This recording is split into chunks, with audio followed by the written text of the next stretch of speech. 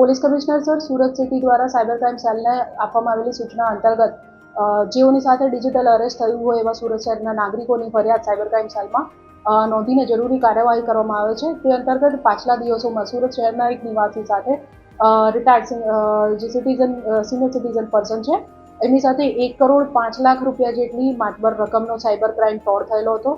સદર senior citizen ફરિયાદી દ્વારા અત્રે સાયબર સેલનો સંપર્ક સાધાતા અત્રે એમની ફરિયાદ નોંધવામાં આવેલ હતી. સદર કેસમાં વધુ કાર્યવાહી કરતા સાયબર ક્રાઇમ સેલ દ્વારા બનાસકાંઠા ખાતેથી આજરોજ 4 વધુ આરોપીઓની ધરપકડ કરવામાં આવેલ છે, જેઓએ પોતાના એકાઉન્ટ વગેરે આ સાયબર ક્રાઇમ માટે ભાડે કમિશન લઈને ભાડે આપેલ હતા.